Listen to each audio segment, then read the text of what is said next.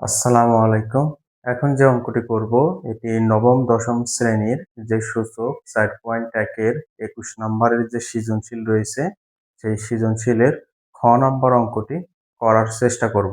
তো এখানে যে খ নম্বর অঙ্ক সেই অঙ্কটি হচ্ছে আপনার p divided q power a plus b গুণ q divided r power b plus c ভাগ 2 PR power a minus c এর মান নির্ণয় করো। অর্থাৎ এই অংশটির মান নির্ণয় করতে হবে। তো এই অংশটির যদি মান নির্ণয় করতে হয় তাহলে এই অংশের মধ্যে আছে p q r, অর্থাৎ p এর মানও লাগবে, q এর মানও লাগবে, r এর মানও লাগবে। তাই প্রথমে যে কাজটি করব, প্রথমে আমরা লিখব যে দেওয়া আছে, কারণ এই অঙ্কটি করতে আপনার তিনটা মান প্রয়োজন হবে। ঠিক আছে, তিনটি মান। তাহলে প্রথমে লাগবে কার মান? পি এর মান। পি সমান আমরা কি জানি?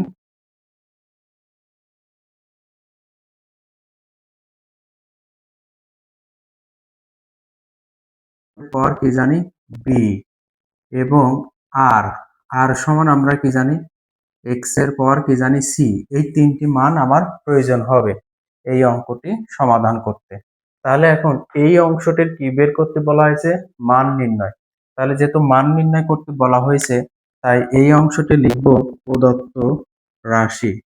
এই অংশটি লিখব প্রদত্ত রাশি। প্রদত্ত রাশি, প্রদত্ত রাশি এখান থেকে এই পর্যন্ত। তাহলে প্রথমে আছে পি ডিভাইডেড কিউ, তার পাওয়ার a প্লাস বি গুণ কিউ ডিভাইডেড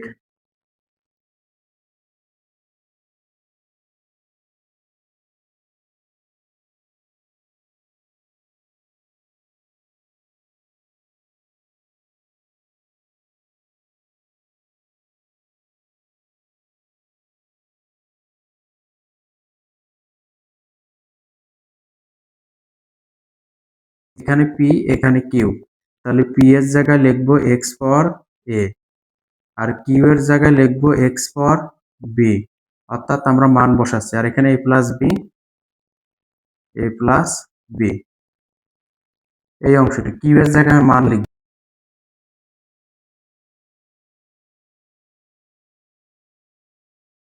এক্স এর power c, b plus c, b plus c ভাগ 2।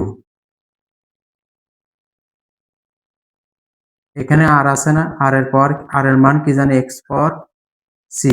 এখানে পি আছে না? পির মান কত জানি? এক্স পাওয়ার এ, এ মাইনাস সি, এ মাইনাস সি। তো আমরা মানটা বসাই দিলাম। এখন যে কাজটি করতে হবে সূত্র অনুসারে, উপরে একটা এক্স নিচে একটা এক্স, তাই আপনাকে একটা এক্স লিখতে হবে, আর এর সাথে বিটা বিয়োগ হবে, অর্থাৎ এইভাবে এ মাইনাস কি হবে? বি হবে, এভাবে হবে। আর এ প্লাস বি গুণ করতে গুণ এক্স এক্স, এর জন্য আপনাকে একটা এক্স লিখতে হবে। আর এই বির সাথে পাওয়ার সি কি হবে? বিয়োগ হবে, সূত্র অনুসারে কি হবে? বিয়োগ হবে, অর্থাৎ x power B minus C. আর এখানে বি প্লাস সি, এই যে আপনার বি প্লাস সি ভাগ 2।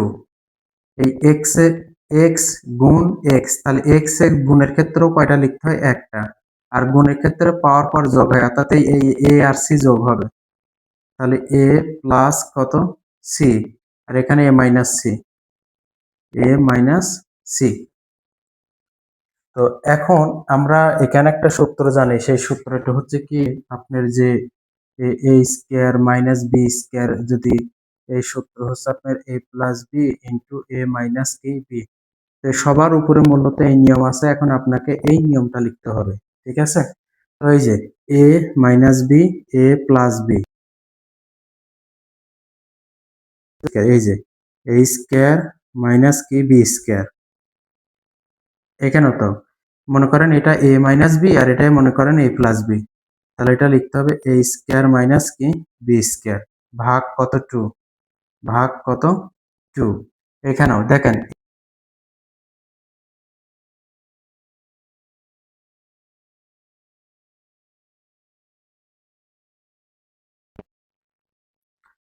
তো এখন দেখেন এইটা এবং এটা কিসে আছে গুণে, তাহলে এই এক্স আর এই এক্স এর জন্য আপনাকে একটা এক্স লিখতে হবে।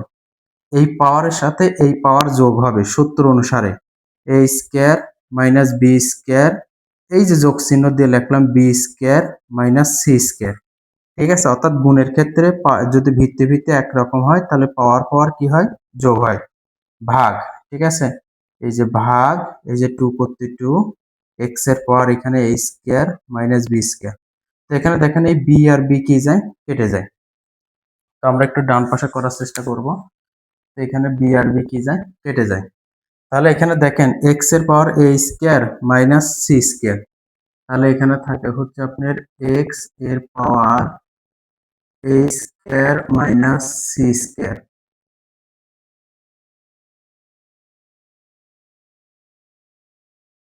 স্কয়ার মাইনাস কি বি স্কয়ার। তো যেহেতু এভাবে ভাগে আছে তো আমরা একটু এটাকে উপরে নিচে করেও লিখতে পারি, a স্কয়ার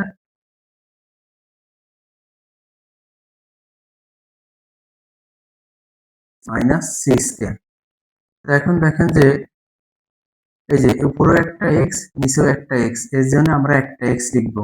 এই উপরের পাওয়ারটা আগে লিখতে হবে, a square minus c square. এই এক্সটা কিন্তু এই এক্স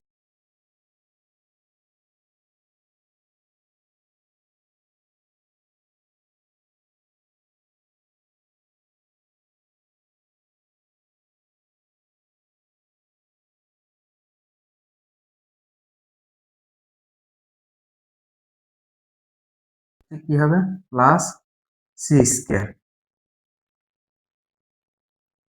তাহলে এখন a স্কয়ার কেটে যায়, সি স্কয়ার কেটে যায়, তাহলে এক্স এর পাওয়ার কিছু নয় মানে কত, 0। আর এক্স এর পাওয়ার 0 মানে কত জানি আমরা, 1। আর নিচে কত, 2। আর এই 1 ডিভাইডেড 2 এটাই হচ্ছে আপনার এই অঙ্কটির কি অ্যান্সার।